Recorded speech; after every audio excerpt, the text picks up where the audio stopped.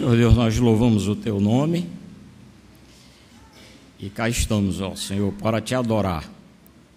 O Senhor que é tão maravilhoso, tão bom, tão grandioso, o Senhor que está presente neste lugar, nesta hora, o Senhor que habita o alto e sublime céu, mas é misericordioso e gracioso para habitar no coração dos contritos e quebrantados. Aplica ao Senhor neste instante a Tua palavra, esta porção bendita e abençoada que tanto as nossas almas carecem. E como o hino que há pouco acabamos de cantar, suplicamos ao Senhor que levante a nossa alma, fazendo-nos contemplar as ricas e grandiosas promessas que o Senhor tem para todo o teu povo. No nome de Jesus. Amém. Vamos abrir, irmãos, a palavra do nosso Deus no livro de Daniel, capítulo 1. Livro de Daniel, capítulo 1.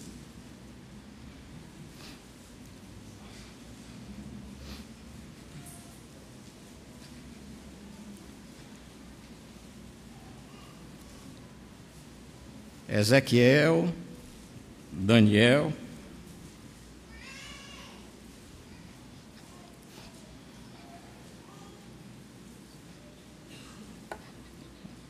diz assim a palavra do nosso Deus, no capítulo 1.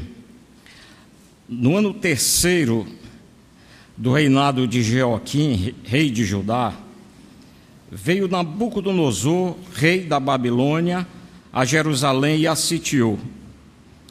O Senhor lhe entregou nas mãos a Jeoaquim, rei de Judá, e entregou também alguns dos utensílios da casa de Deus.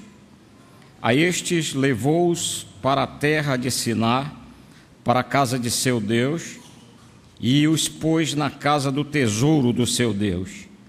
Disse o rei a Aspenaz, chefe dos seus eunucos, que trouxesse alguns dos filhos de Israel, tanto da linhagem real como dos nobres, jovens sem nenhum defeito, de boa aparência, instruídos em toda a sabedoria, doutos em ciência, versados no conhecimento, e que fossem competentes para assistirem no palácio do rei e lhes ensinasse a cultura e a língua dos caldeus. Determinou-lhes o rei a ração diária, das finas iguarias da mesa real e do vinho que ele bebia, e que assim fossem mantidos por 3 anos, ao cabo dos quais assistiriam diante do rei. E entre eles se achavam dos filhos de Judá, Daniel, Ananias, Misael e Azarias.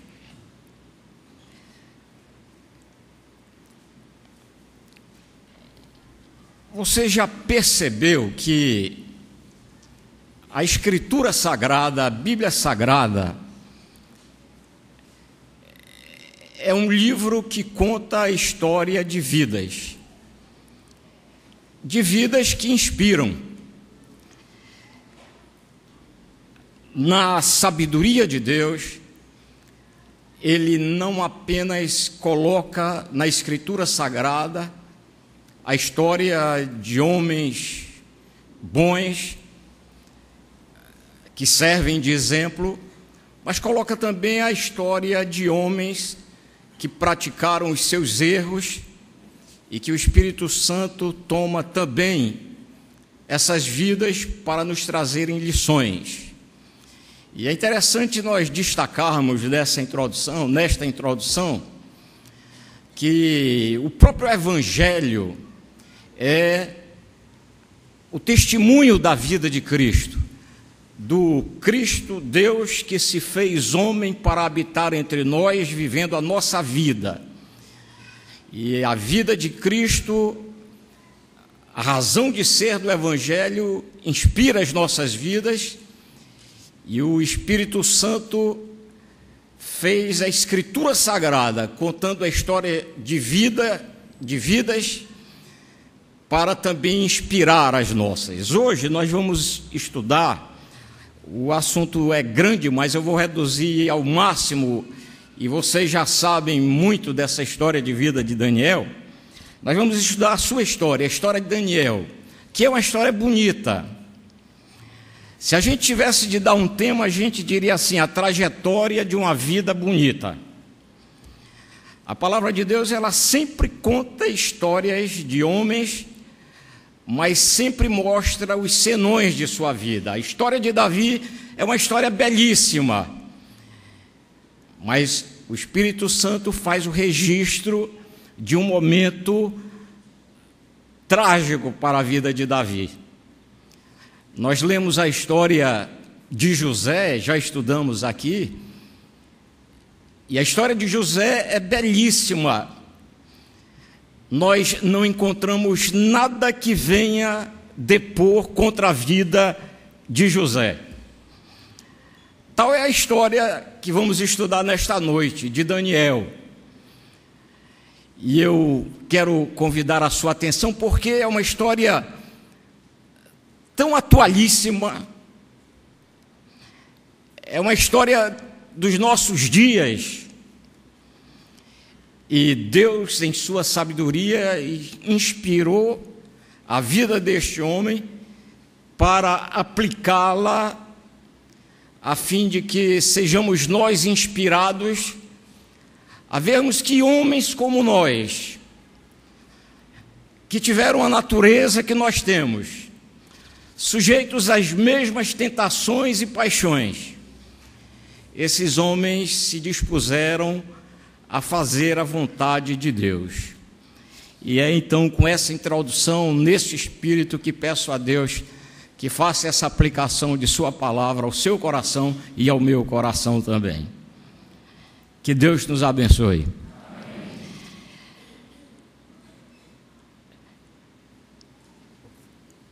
Há muita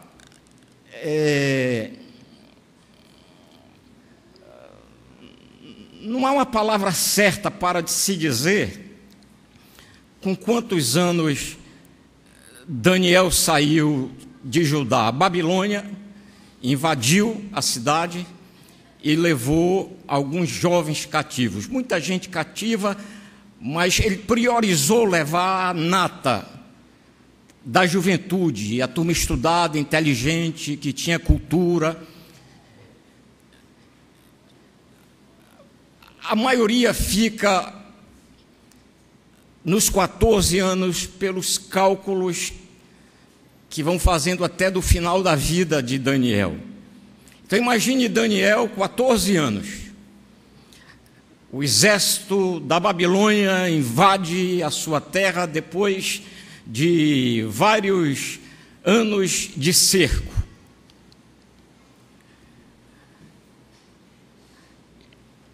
Judá ficava distante de Babilônia 1.500 quilômetros.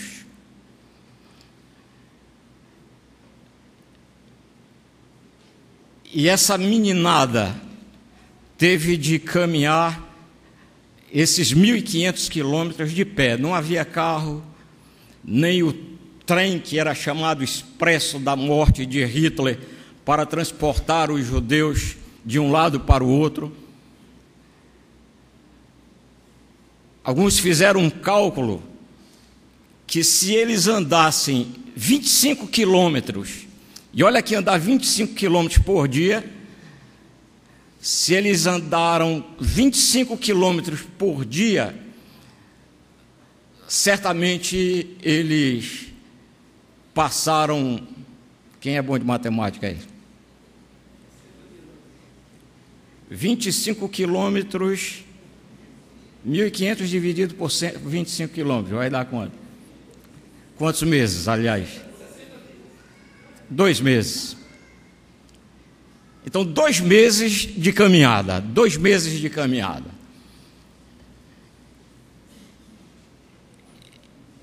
E para onde eles estavam sendo levados?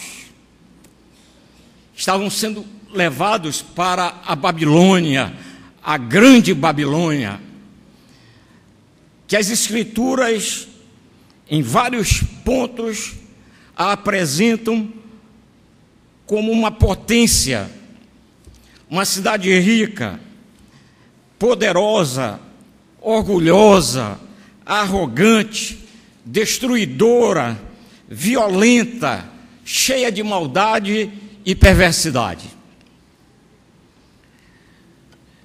Mas continua mais a narrativa bíblica. Era uma cidade onde havia muita diversão, muita música, muitos instrumentos, cidade de muitas festas.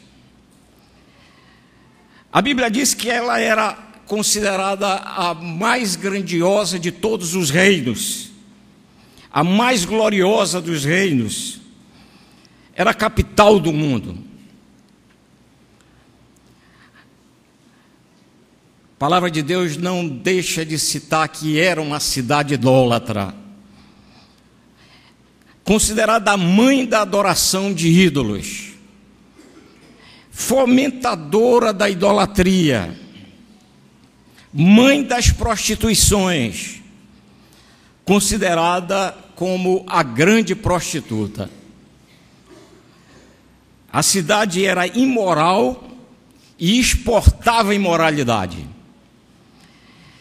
Diz a Bíblia que ela embriagava as nações com o vinho de sua imoralidade.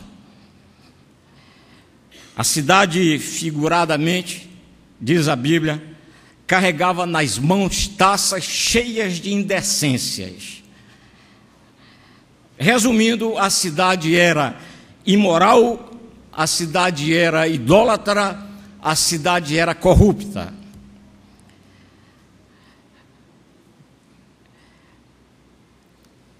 Então dá bem para nós imaginarmos, irmãos, a ênfase do que descreve a Escritura sobre Babilônia e o destaque resumido.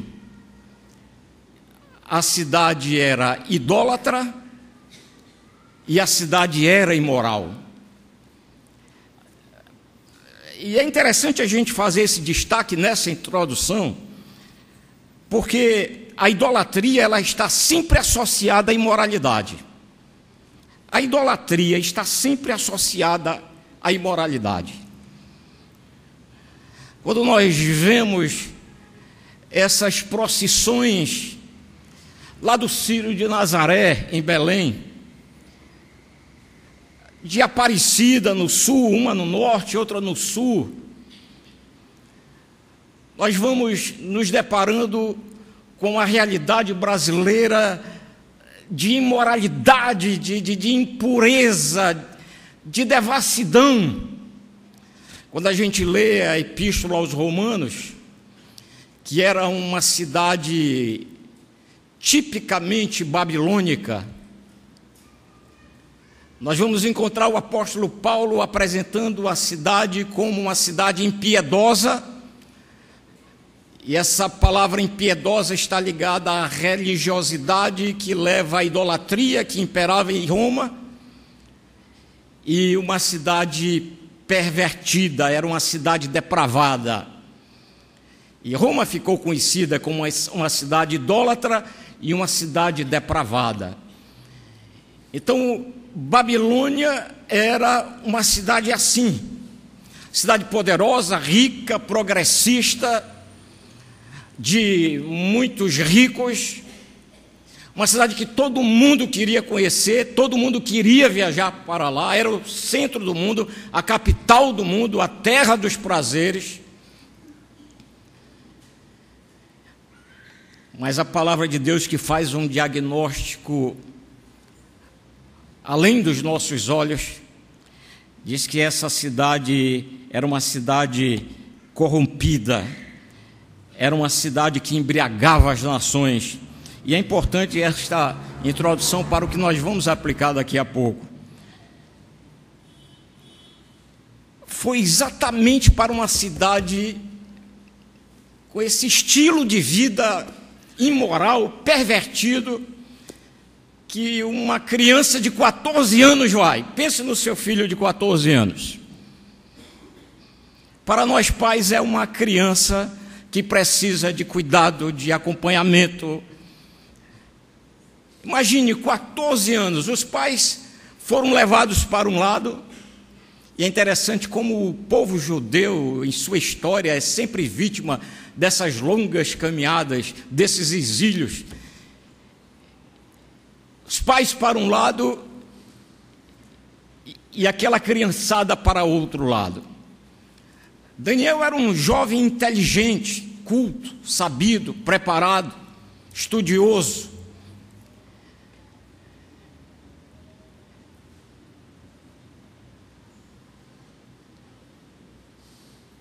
Mas Daniel levou no coração uma bagagem importante. Ele resolveu colocar em prática o seu caráter. E o seu caráter era um caráter firme.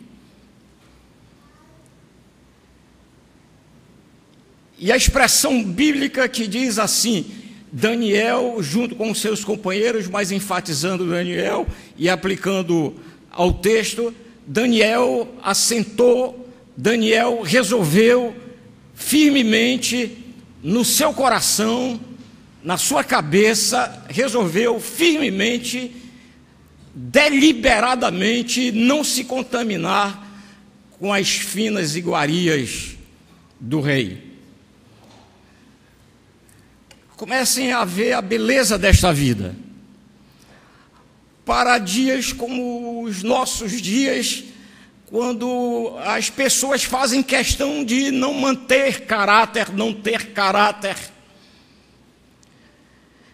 de não ser o que são, não agirem como devem agir, quando falham em suas palavras, quando não dizem sim, sim, não, não, nós vamos encontrar essa vida bonita que dá lição a nós.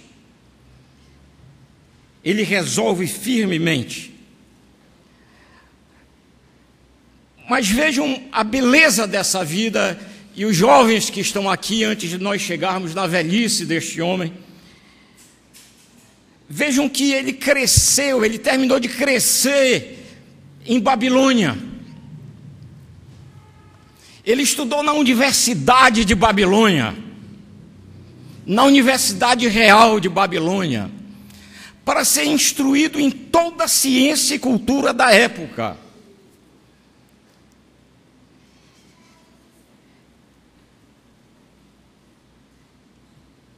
Era barra pesada. E Daniel soube aproveitar o melhor conhecimento de Babilônia. Imagine como era a Universidade de Babilônia. As universidades são sempre o reflexo da sociedade.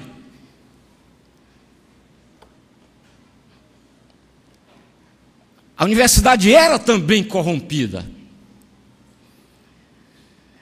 E Daniel estudou numa universidade corrompida.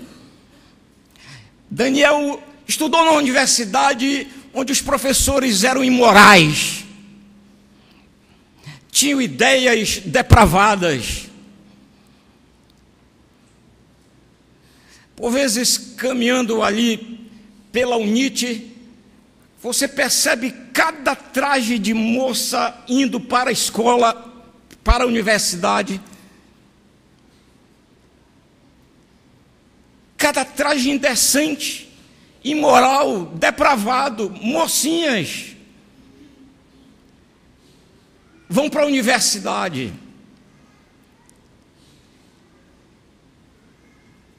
E caminhando penso, mas como está difícil hoje um jovem crente estudar num mundo desse, que reflete a podridão da sociedade. Babilônia era assim, a universidade era assim. Daniel era novo, mas estudou numa universidade podre e aprendeu o que tinha de aprender. E ele cresceu, e ele se formou em toda a ciência. E estudou mesmo, porque uma das exigências de Nabucodonosor, o rei, era que ao final do curso, eles fossem sabatinados, e ele mesmo, o rei, é quem deveria fazer as perguntas, o teste, o exame final. E o palácio e o rei ficaram extremamente impressionados com a sabedoria, com o conhecimento de Daniel.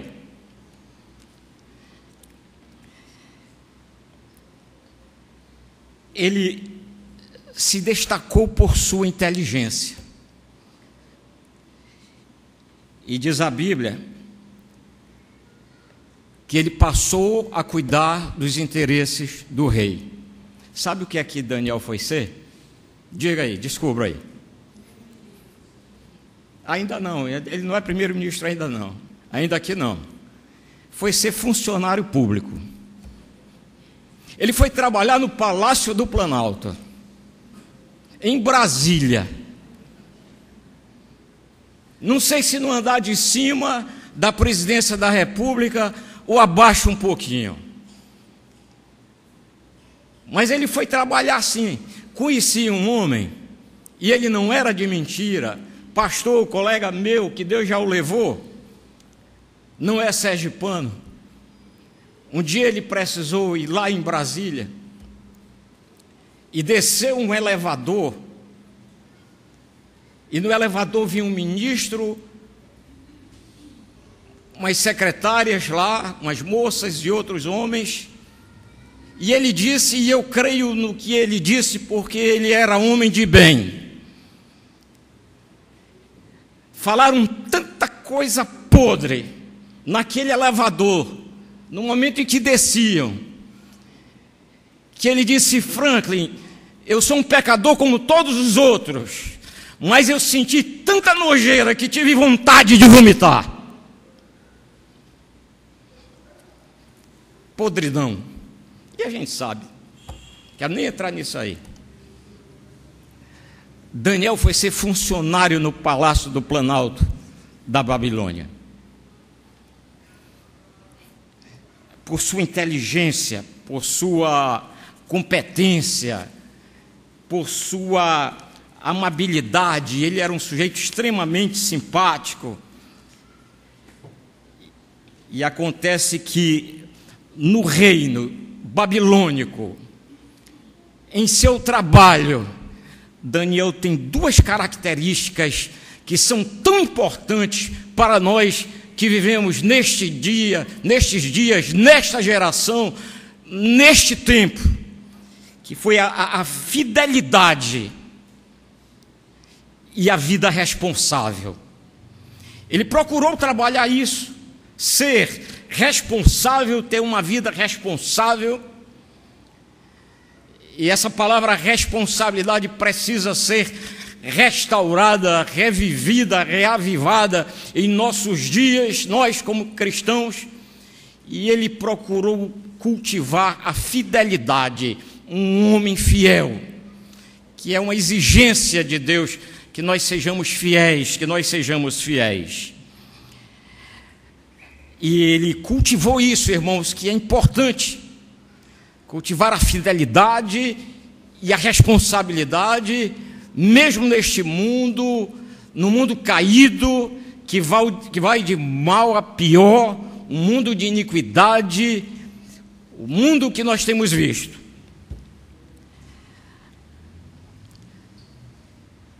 Essa vida responsável e essa fidelidade foram importantes para Daniel, porque nem a convivência com jovens de outras culturas fizeram com que ele negasse os seus princípios e os seus valores de vida. Nem a cidade cheia de atrativos, de diversão, nem isso fez com que ele negasse os seus princípios, o seu passado. O status no reino porque muitos da idade dele e muitos outros foram colocados a serviços forçados, foram trabalhar como escravos. Daniel e alguns outros não. Eles foram para o melhor, foram para o palácio. A vida de Daniel foi uma vida boa, em comparação com aqueles que tiveram de trabalhar como escravos.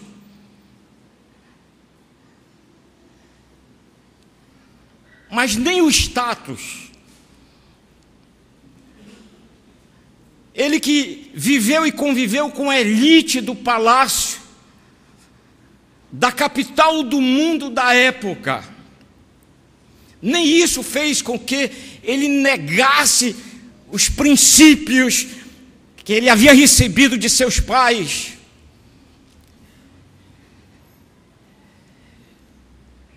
Nem a ausência dos pais, ele estava longe de seus pais.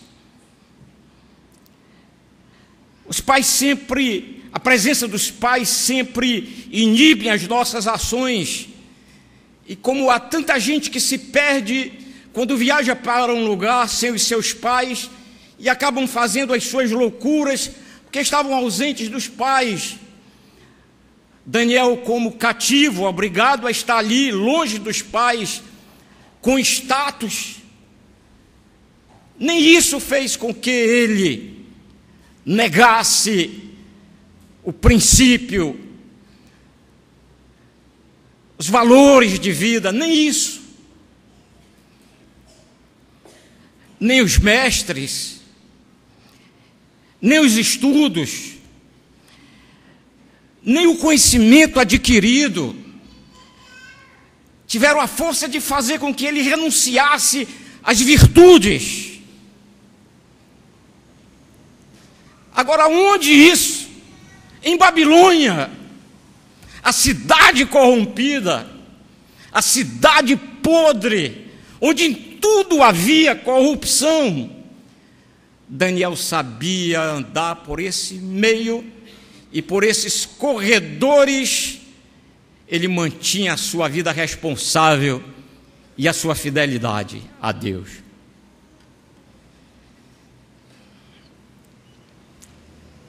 Nem a universidade, nem a cidade, nem os amigos, nem o trabalho o corromperam.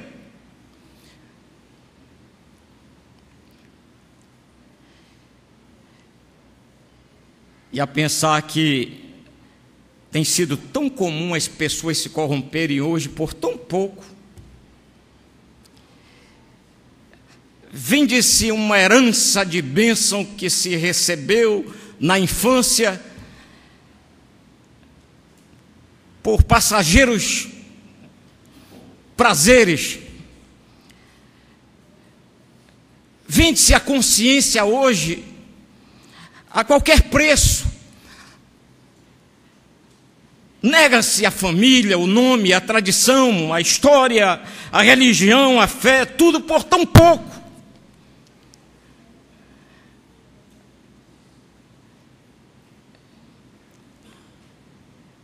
Mas Daniel procurou viver dignamente, corretamente, diante de Deus e diante dos homens.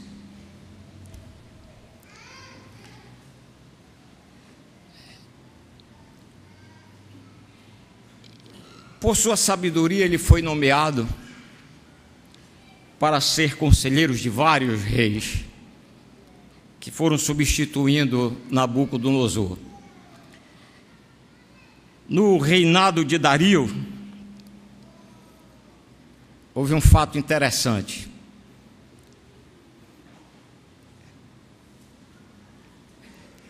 O rei dividiu o reino em 120 províncias. Colocou em cada uma dessas 120 províncias, em cada uma delas um governador. Dentre estes, ele escolheu 3 juízes, 3 príncipes, 3 presidentes. Um deles era Daniel. Vendo a desenvoltura de Daniel, Dario, que estava novo no comando da região da Babilônia, pensou colocar Daniel como presidente dos três. Entra aí a história do primeiro-ministro, uma espécie de primeiro-ministro que atuaria diretamente com ele, e através dele o rei coordenaria todos os outros. O que aconteceu? Os dois outros queriam o cargo e ficaram com inveja de Daniel. E assentaram no coração e disseram assim: nós não vamos permitir que este cidadão ocupe a presidência. Nós temos que fazer qualquer coisa para tirá-lo desse cargo. E pelejaram e fizeram uma investigação, vasculharam a vida de Daniel, e eles não encontraram nada que pudesse servir de elemento para chegar ao rei Dario e dizer assim: ó rei Dario, esse Daniel a quem tu queres constituir como presidente, o primeiro-ministro de todas as províncias, abaixo apenas de ti, ele não é digno. Há isso contra ele, eles não puderam fazer, porque não encontraram nada, exatamente por causa do estilo de vida de Daniel. Foi um homem que cultivou uma vida responsável e cultivou a fidelidade a Deus. Aí um tem uma ideia, e a ideia dele é diabólica. Ele diz assim: só há um meio de nós encontrarmos uma falha em Daniel, e essa vai ser na sua vida devocional, na sua vida religiosa. Aí o que é que eles sabem de Daniel? Eles sabem que Daniel era um homem diferente, porque servia a um Deus diferente.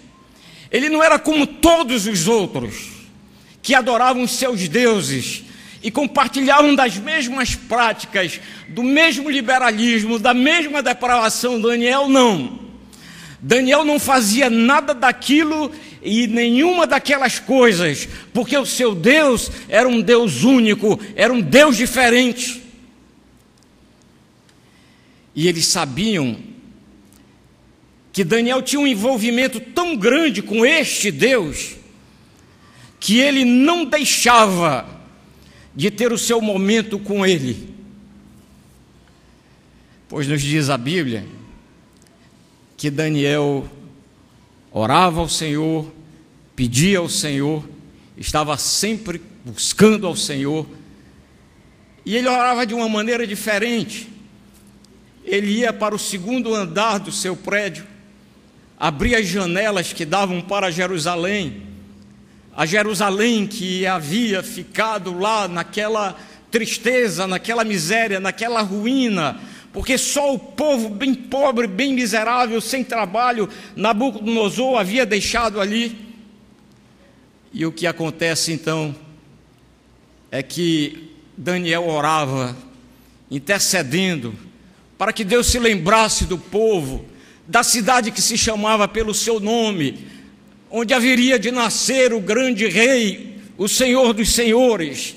E Daniel orava assim, clamando, cheio de esperança, nessa busca de Deus,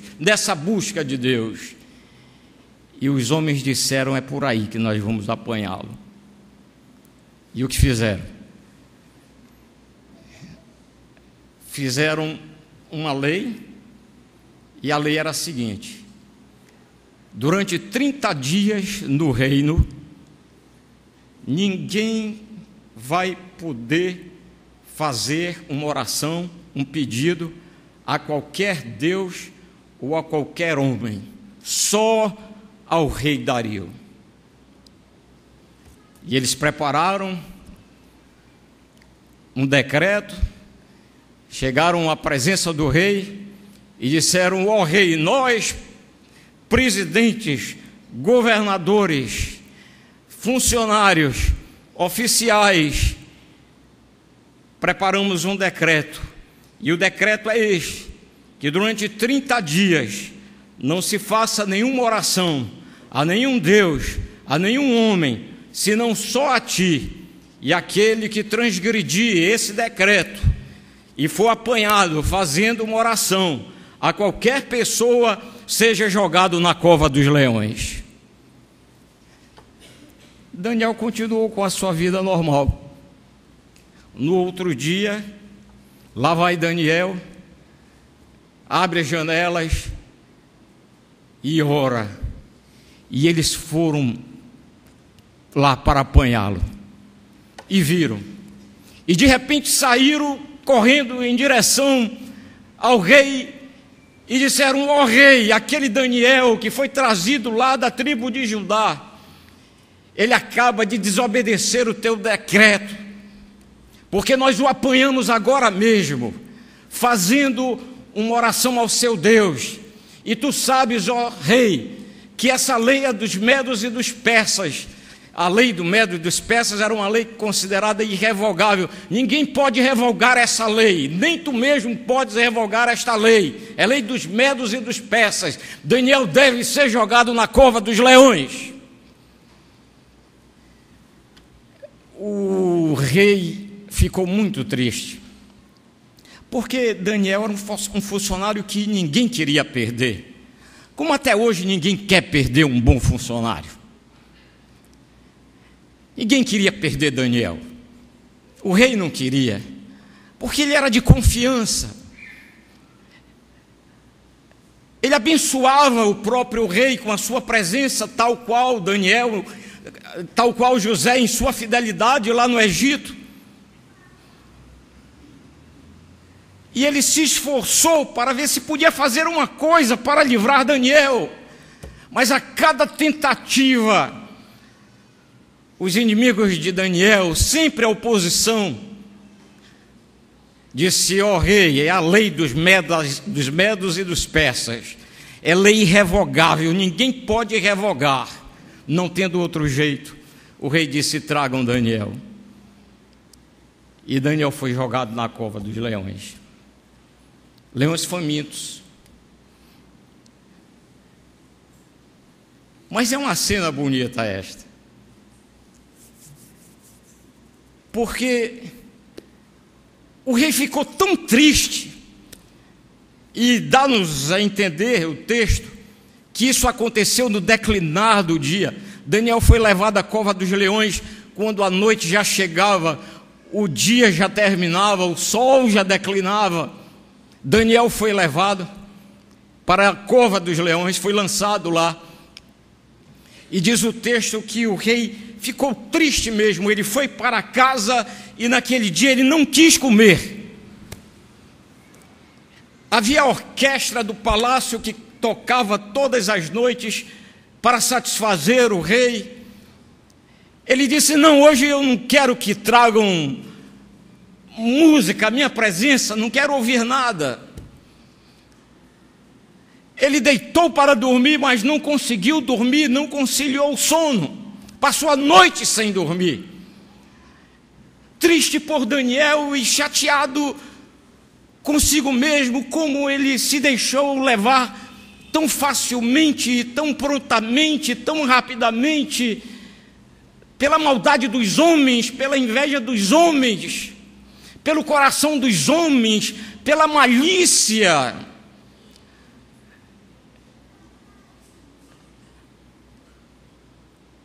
Quando o sol começa a brilhar lá no horizonte e a noite começa a dar o seu sinal de que já está terminando a noite, a impressão que eu tenho é de que o rei da maior potência do mundo, o mais poderoso rei dos reinos da terra, dos reis da terra, ficava feio para ele descer para ir lá até a boca da cova dos leões para saber se Daniel estava vivo. A impressão que eu tenho, é uma imaginação, é que ele colocou algum pano, o texto não diz isso, a imaginação minha. Ele cobriu para não ser conhecido, ninguém viu o rei saindo, mas de madrugada ele vai até a boca da cova dos leões. Porque Daniel já havia falado para ele do seu Deus, do Deus que ele servia. Daniel já lhe havia dado testemunho sobre isso, tanto que, antes de jogá-lo na cova dos leões, o rei teve uma leve esperança e disse para ele: Daniel, quem sabe o teu Deus te livre da boca dos leões.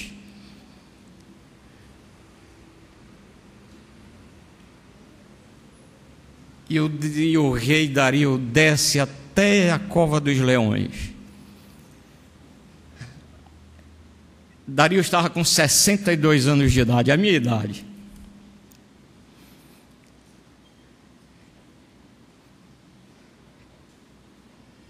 A voz já estava fragilizada, enrouquecida.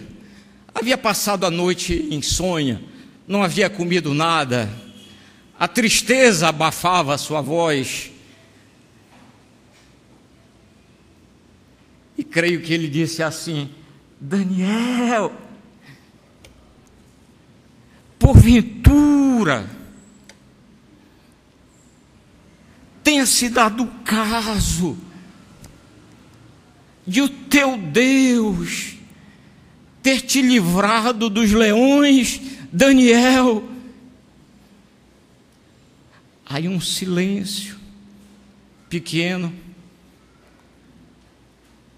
aí é quebrado por uma voz de um homem septuagenário, seus 70 anos de idade.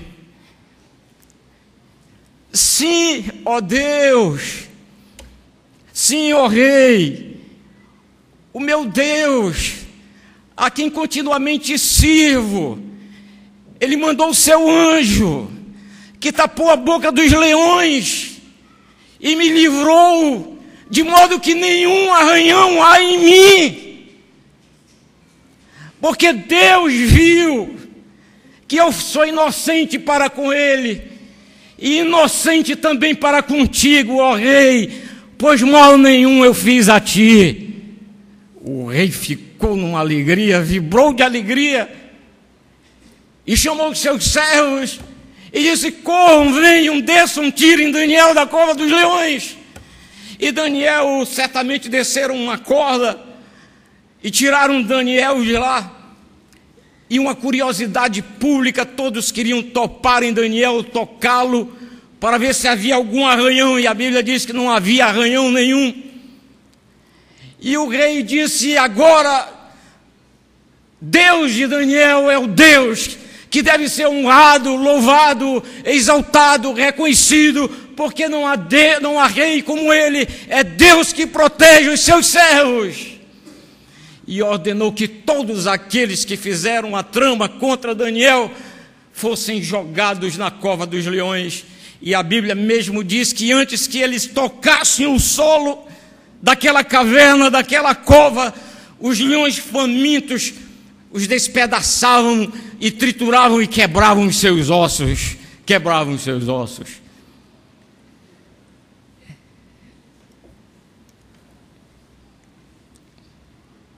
Irmãos, o sistema do mundo é perverso. Eu quero que vocês me acompanhem para a aplicação desta noite. O sistema do mundo é perverso. Ele tem os seus agentes, seus espiões, suas armadilhas. Esse sistema é inimigo de Deus. Jesus já dizia sempre isso, sempre disse isso. Jesus disse: o mundo nada tem de mim. O mundo me odeia. Ora, se o mundo me odeia, esse sistema mundial odiará vocês também.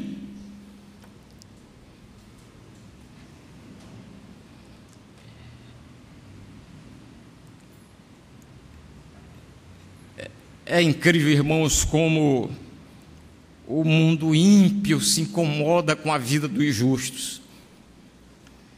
É interessante como esse mundo mau, perverso, tem uma mensagem de paz, mas na verdade o mundo não está tão interessado por paz.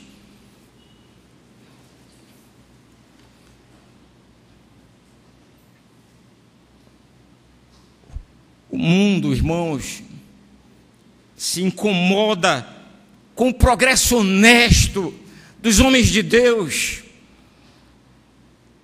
O mundo se incomoda com a presença dos filhos de Deus e por isso persegue,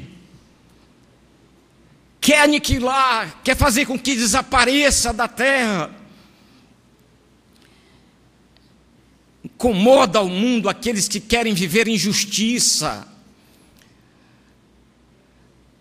A gente vê essa do mensalão, povo clamando por justiça, mas o mundo não quer justiça mesmo, não. Os homens sem Deus não amam a justiça, porque se amassem a justiça, amariam Deus, porque o trono, a base do trono de Deus é a justiça e a verdade. Há um grande discurso.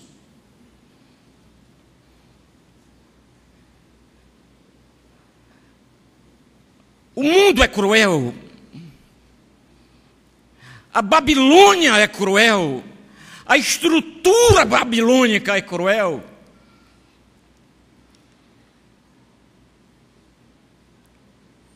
Para atravessar, irmãos, Babilônia,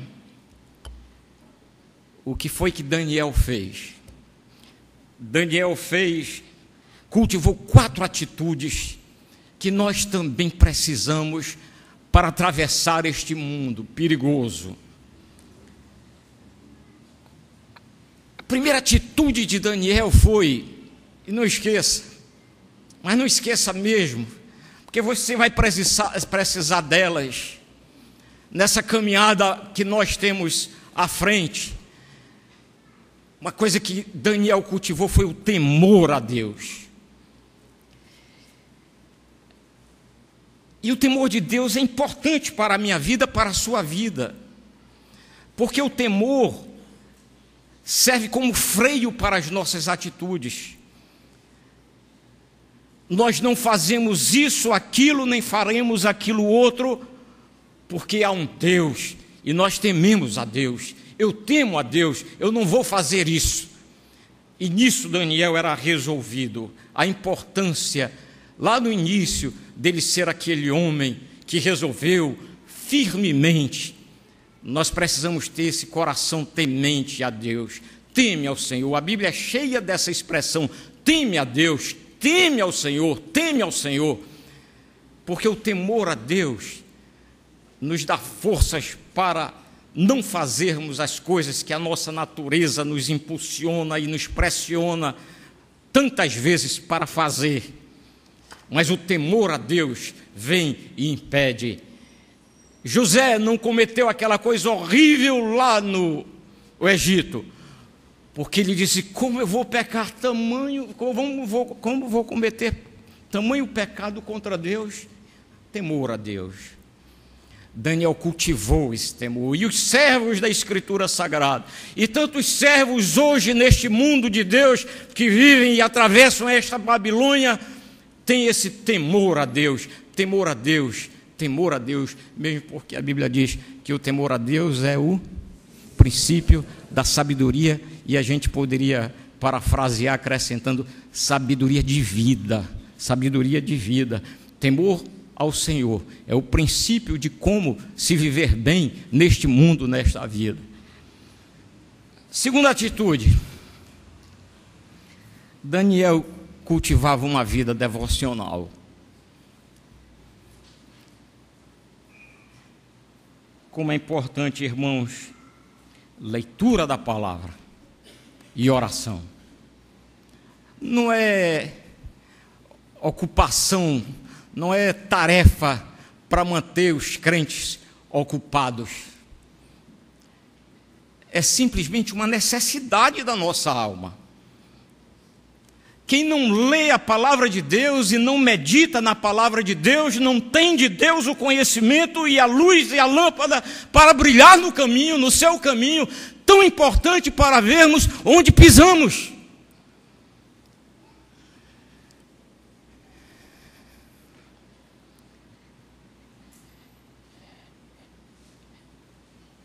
Daniel também orava.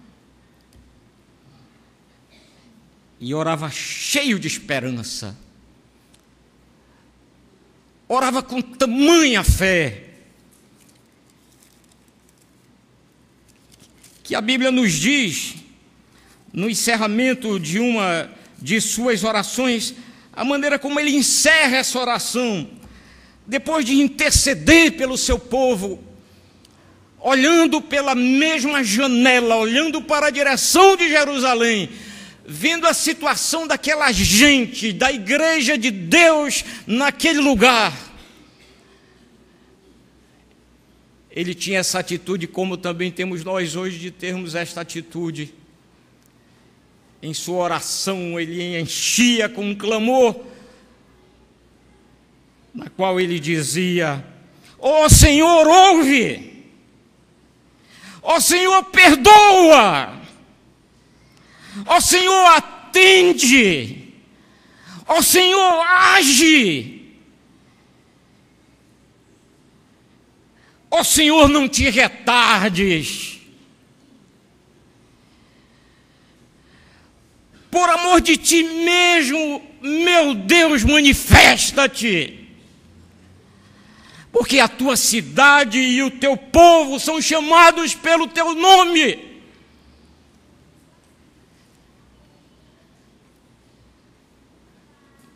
Um homem com esse coração tinha de passar por Babilônia e sair ileso. Um homem de caráter, de qualidade, um homem que temia Deus, um homem que tinha devoção, um homem que teve apego à palavra de Deus, que estudou a palavra de Deus, que é um dos tópicos. Ele não apenas lia a palavra, mas ele estudava. E a Bíblia nos diz, você leia em casa o livro de Daniel, quando ele dizia: eu estudando a palavra, entendi pelas escrituras e pelos profetas que o tempo daquele cativeiro duraria 70 anos, já bem próximo dos seus dias. Tanto que no primeiro ano do rei Ciro, na escola dominical se tem estudado isso, no primeiro ano do rei Ciro vem a ordem do rei, Deus orienta o rei e determina o rei para que faça o povo que havia sido levado quando Daniel foi para o cativeiro. Vem a ordem nesse primeiro ano, e Daniel desempenhou o seu ministério viveu até o primeiro ano do rei Ciro. Ele viu que ele estava bem próximo do cumprimento dessa escritura, do cumprimento dessa profecia. Estava próximo o momento do seu povo voltar para a cidade do rei. E é interessante nós notarmos, irmãos, que não era o desejo tanto dele, não há revelação nisso nas escrituras, dele voltar, mas o seu espírito intercessor de pedir pelo povo, de pedir pela cidade do grande rei, de pedir pela cidade que tinha o nome do seu Deus, era que o povo voltasse para reconstruí-la, tanto que ele nem volta para ajudar, ele morre lá no exílio. Mas que homem extraordinário de oração! Nós temos lido e estudado pelas manhãs o livro de Esdras, Esther, Neemias. Agora pense um pouquinho por detrás daquela grande obra de grandes homens, por detrás de um Esdras, por detrás de um Neemias, por detrás de uma Esther, estava joelhos dobrados no chão e olhos fitos na contemplação da palavra de Deus, que fazia com que ele, Daniel, mesmo naquela Babilônia, pudesse ter um coração que saltitava de alegria, cheio da expectativa, da esperança da cidade do grande rei ser reconstruída, onde Jesus haveria de nascer, motivo pelo qual todos nós hoje cá estamos aqui e somos contemplados.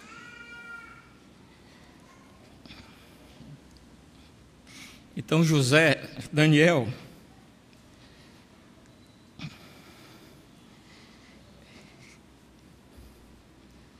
cansei.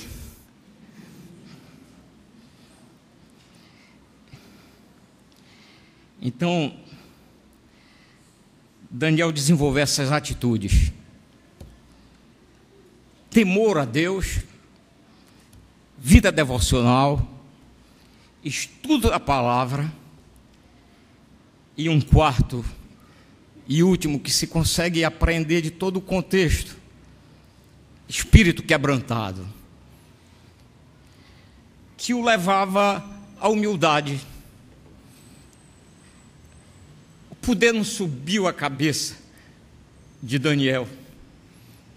Ele não era um homem orgulhoso, porque, na verdade, um intercessor, quem ora pelos outros, não tem coração de orgulho,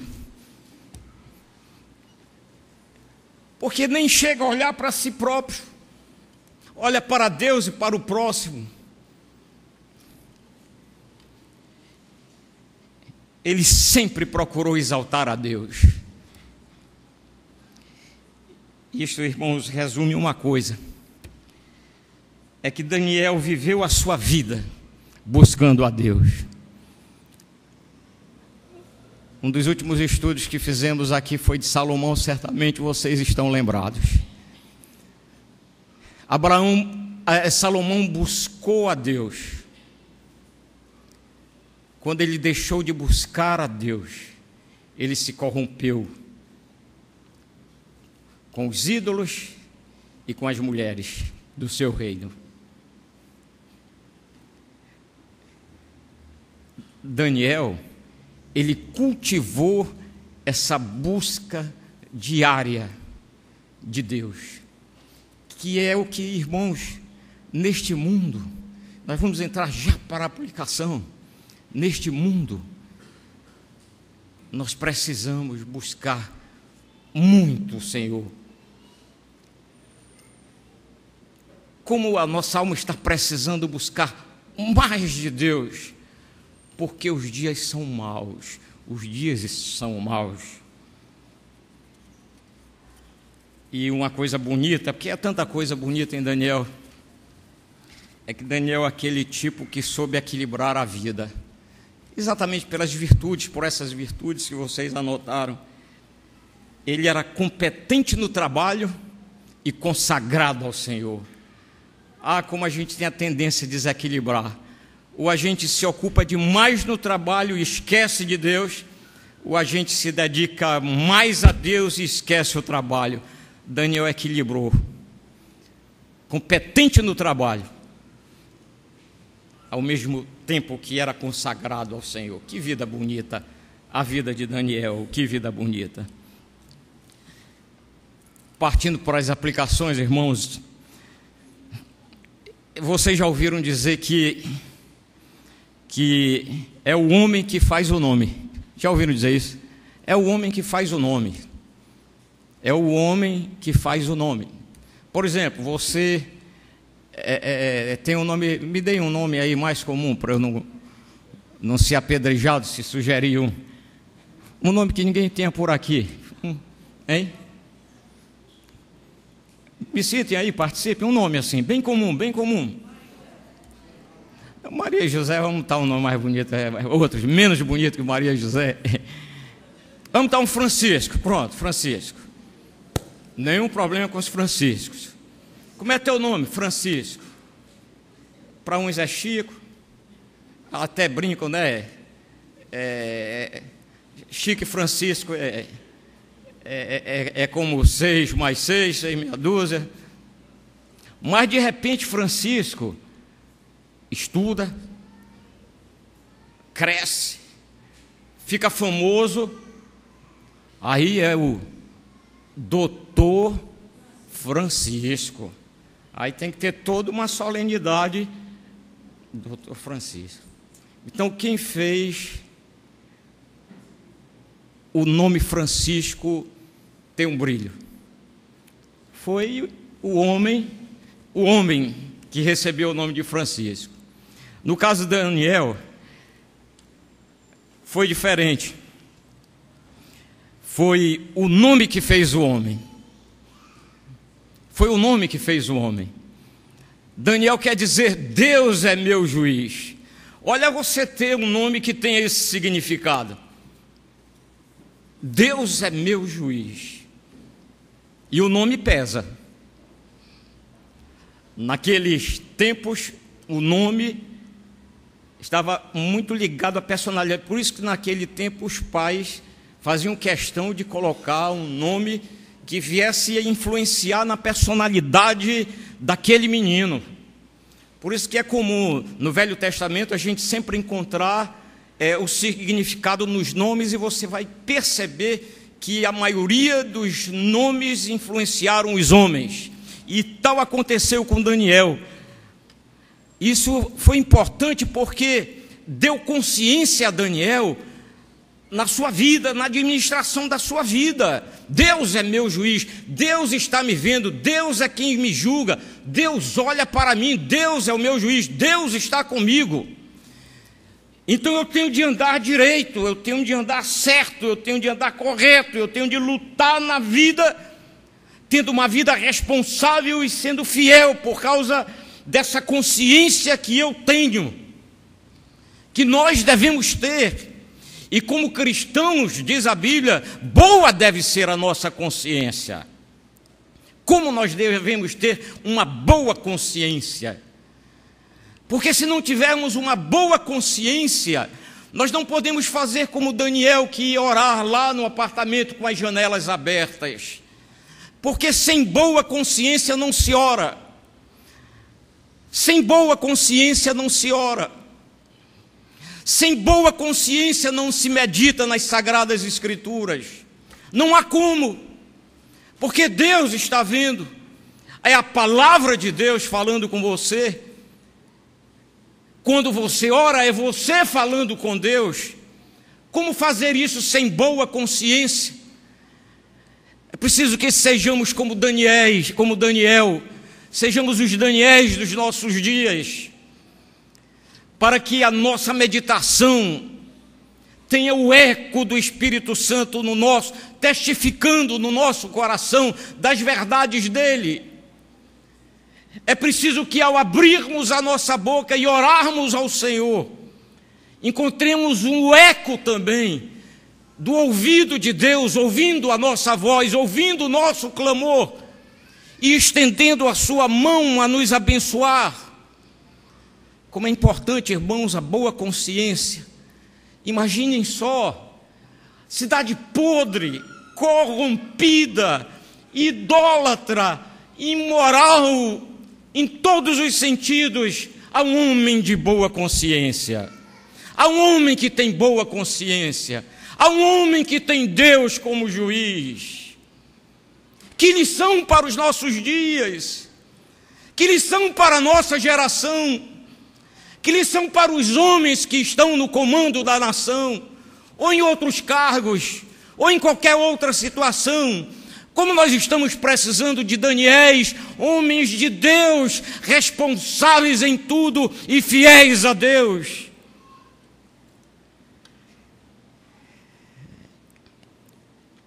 Interessante destacar, irmãos, que um homem assim como Daniel não era um moralista.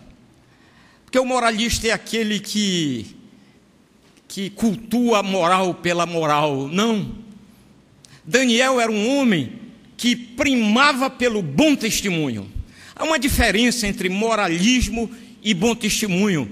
Há muita gente que confunde isso. E aí é moralista. Até o pior dos ateus pode ser um moralista.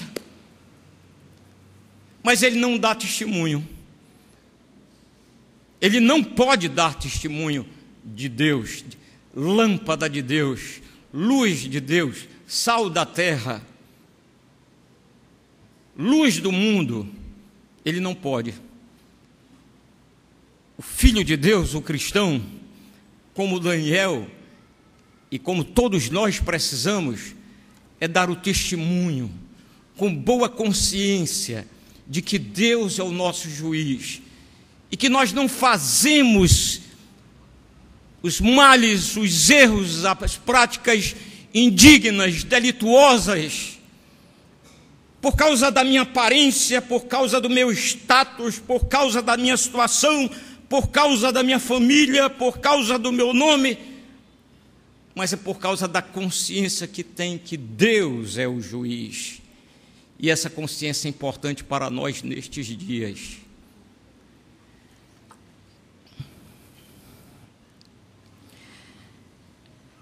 Daniel é um daqueles tipos de vida, irmãos, que precisa ser imitado. Da adolescência à velhice, manteve-se fiel a Deus. Que coisa linda, irmãos. Daniel era um daqueles que você podia deixar sozinho. Há pessoas que você não pode deixar sozinho. Deixou sozinho, ele faz isso, faz aquilo outro. Daniel não. Ele podia ficar sozinho. Por que ele podia ficar sozinho? Lembra do nome de Daniel?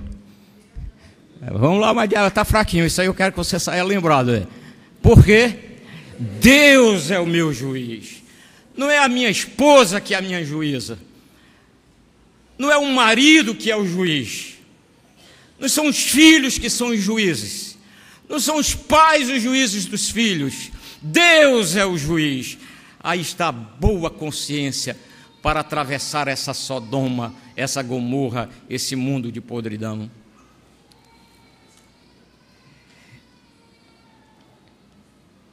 A consciência de que ele estava na presença de Deus, irmãos, eu vou começar a ler para não me adiantar mais. A consciência de que ele estava na presença de Deus o fez andar com Deus, como Enoque. E viu que precisava cuidar do seu caráter deformado por causa do pecado.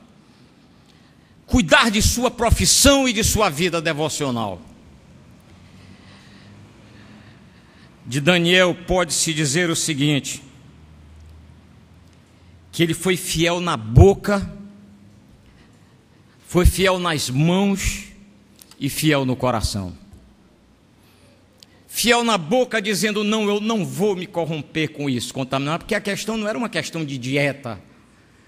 Alguns pregam esse texto como uma dieta de você não pode tomar suco, não pode tomar aquilo, não pode beber aquilo, não pode, o outro tem que comer verdura e água. Não, a questão não era de dieta.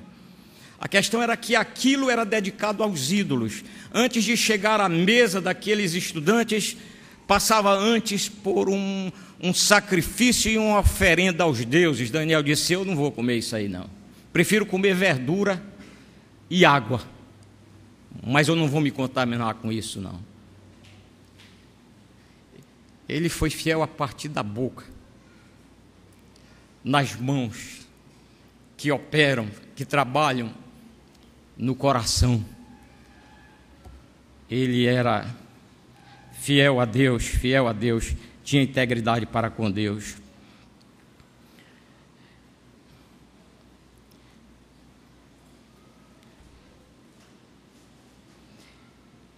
Precisamos, irmãos, tirar algumas lições. Nós vemos aqui com Daniel uma coisa.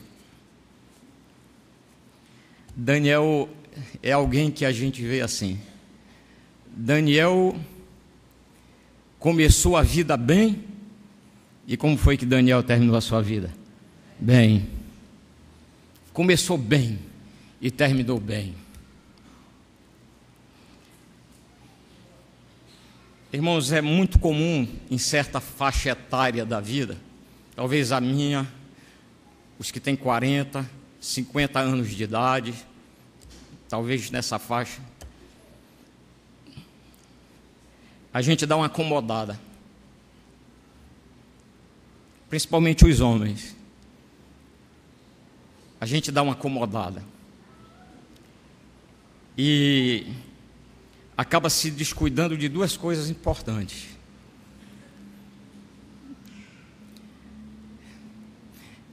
É a espiritualidade, a vida espiritual e a vida moral. Falo diretamente aos homens. Nessa faixa etária, nós temos a tendência de relaxar. E essa acomodação é perigosa. Vejam Salomão.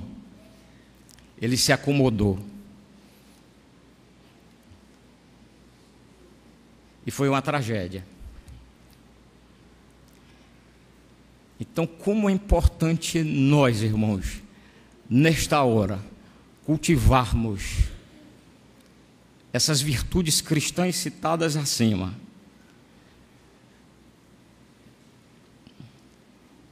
Uma outra lição que a gente tem de Daniel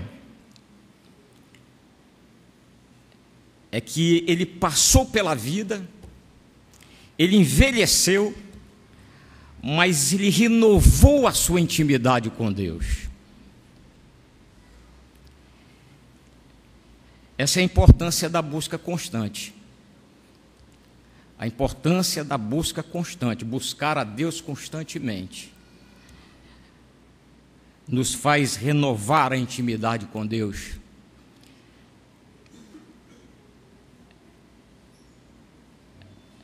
Quando a gente estuda o livro de Daniel, irmãos, nós temos a prova de que é possível ter uma vida relativamente boa e permanecer fiel a Deus.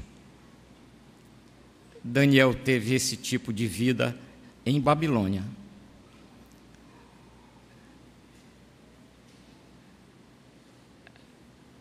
Quase sempre pensamos que para ser consagrado, dedicado, íntimo do Senhor, é preciso estarmos em grande necessidade. Quanto maior a necessidade nesta Babilônia, mais próximos de Deus. Há provas ao contrário disso na Escritura Sagrada. É questão de fidelidade. A vida de Daniel foi uma vida boa, socialmente boa, profissionalmente boa. E ele permaneceu fiel a Deus.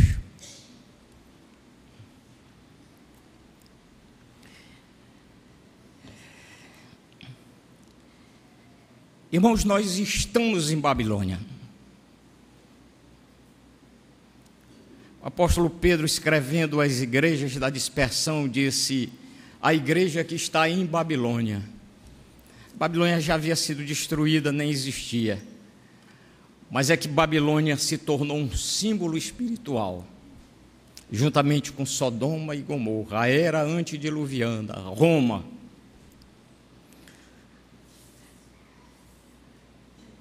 E Sodoma é um sistema, e Babilônia é um sistema.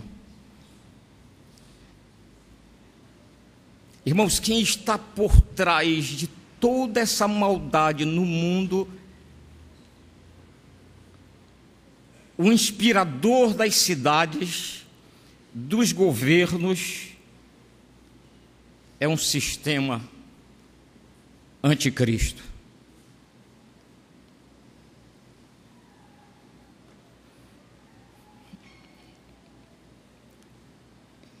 E o que torna a coisa mais séria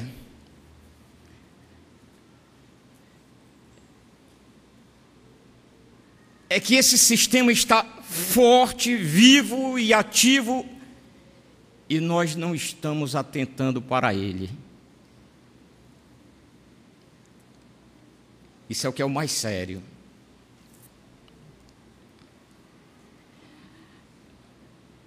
Principalmente o livro do Apocalipse vai descrever esse sistema, citando o nome Babilônia, não mais uma cidade, mas um símbolo espiritual, mas referindo-se a sistema diz que essa cidade aliciará os governantes do mundo. O mundo é governado por gente que obedece a esse sistema.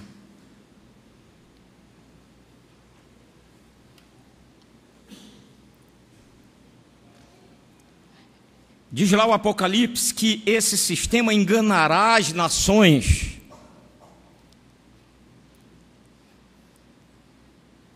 Corromperá a terra.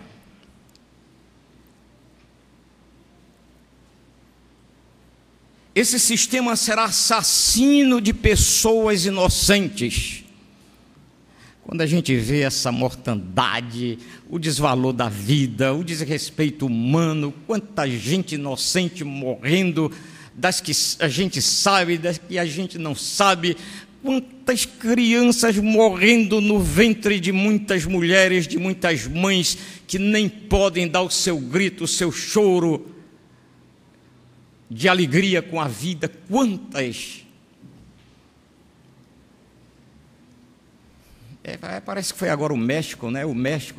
Foi o México, foi o Uruguai, né? Que aprovou, né? Que pode-se praticar o aborto no terceiro mês. No terceiro mês. Mata-se, joga-se no esgoto. E como há defensores, aí os ativistas daqui estão sentindo-se frustrados. Como é que no Uruguai fazem isso e aqui ainda não? É essa luta toda. Esse sistema terrível. Sistema imoral, irmãos. A imoralidade está em todo lugar. Eu estranhava e não me apercebia, estava desligado. Nestes últimos dias, 9h30, eu chegava na frente de casa, nenhum movimento, nada, ninguém.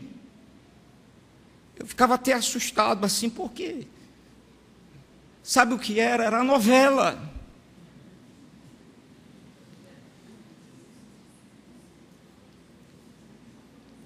Que tristeza!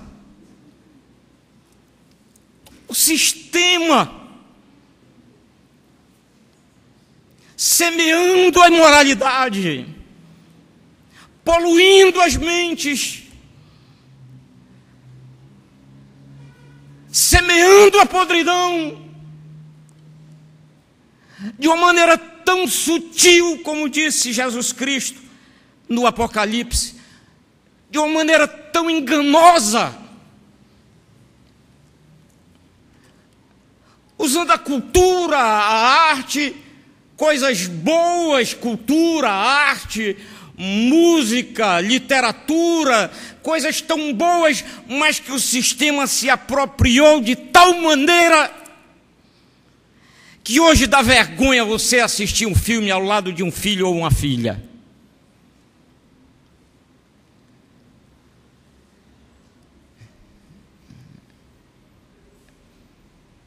A pedofilia é uma coisa que nos assusta. Ela cresce. O que era para ser vergonhoso e diminuir, evolui no mundo todo. Logo, logo, alguns países liberarão isso. Eu lembro quando comecei a ler sobre essas coisas, numa escola sueca, se colocava num berço lá, crianças nuas para terem contato,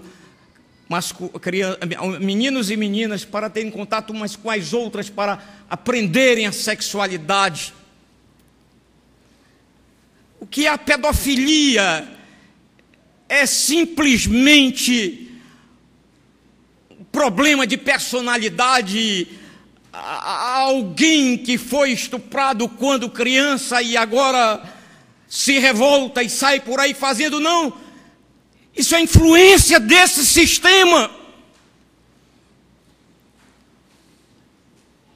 que está aqui entre nós,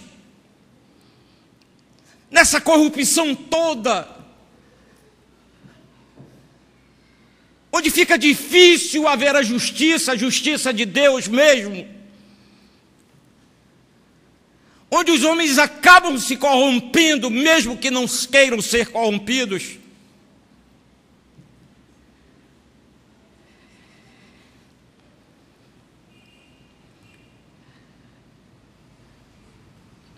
A Bíblia diz que esse sistema fará tudo para que os homens dependam dele. Eu estou interpretando passagens do Apocalipse que falam sobre Babilônia.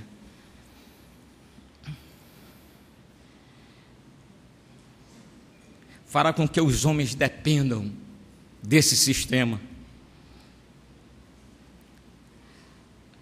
Ele é tão cruel que está disposto a comprar as almas dos homens.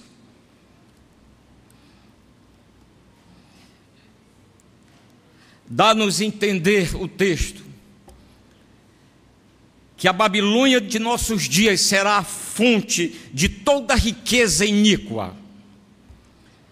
Chegará o dia em que os homens terão consciência de que sua riqueza vem desse sistema.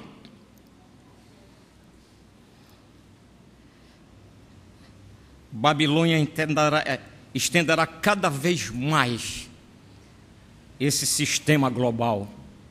Babilônia é esse sistema global. Babilônia é a globalização. É o sistema espiritual globalizado. Irmãos, sempre foi necessário nós buscarmos ao Senhor, mas nestes dias precisamos mais, muito mais, porque a iniquidade aumenta, e já chegou aqueles dias que Jesus Cristo se referiu, o tempo da provação, que será um tempo marcado pela iniquidade. Irmãos, nossos corações estão sendo levados cativos para esse sistema global, como Daniel foi levado um dia. O que era que Daniel podia fazer para não ir? O que é que Daniel podia fazer para evitar aquela caminhada? Humanamente, nada. Humanamente, irmãos, nós não temos forças para resistir a esse sistema. Mas uma coisa nós temos de Deus, a graça para vencê-lo. Só a graça de Deus, que foi com que Daniel contou, foi com a graça de Deus, a superabundante graça de Deus. Ah, como a gente precisa da graça de Deus, porque é a graça de Deus que nos dá vida e força para vencermos as lutas do Senhor.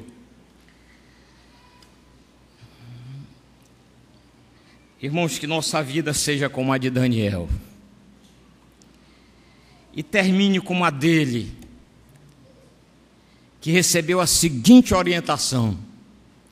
E eu vou encerrar pedindo a você que abra sua Bíblia em Daniel aí também, no último verso da Bíblia, para nós encerrarmos. E vejam como termina a vida deste homem. Depois que ele recebe as visões, as revelações escatológicas, apocalípticas, e quando ele ouve falar do juízo de Deus, da ressurreição, das maravilhas extraordinárias, dá a entender que Daniel ficou perplexo, querendo saber algumas coisas mais. E no versículo 13 do capítulo 12 diz assim: vamos ler capítulo 12, verso 13: Tu, porém, segue o teu caminho até o fim, pois descansarás, e ao fim dos dias te levantarás para receber a tua herança. Que beleza! Viram como vai terminar a nossa vida? Por enquanto temos lutas, dificuldades, uma pressão tremenda, inexplicável sobre nós. Nós choramos como o mundo tem atingido e afetado as nossas famílias, como os nossos filhos não têm sido fiéis a Deus. Essas coisas afligem as nossas almas, assim como afligiram a alma de Ló, que sofreu tanto por ver que as suas filhas acabaram se comprometendo com os homens de Sodoma e Gomorra, iníquos, imorais, perversos, maus. E como Samuel, que teve o desprazer de ver filhos seus que não cresceram como ele, nem viveram na fidelidade do Senhor. Como esse mundo, esse sistema tem destruído e desestruturado tantas vidas, tantas famílias, tantas crianças, como o mundo nos quer roubar de Deus. Mas não só nos roubar de Deus, roubar também os nossos filhos. A palavra de Deus diz assim: descansa, segue o caminho até o fim. Teu dia já está marcado, mas caminha, segue, parte para lá, pois você vai descansar. E bem no final dos dias, dos tempos, na consumação dos séculos, tu vais ressuscitar, te levantarás, uma referência à ressurreição. Tu vais ressuscitar para receber a tua herança. Que vida bonita. Que Deus abençoe as nossas vidas, irmão. Amém.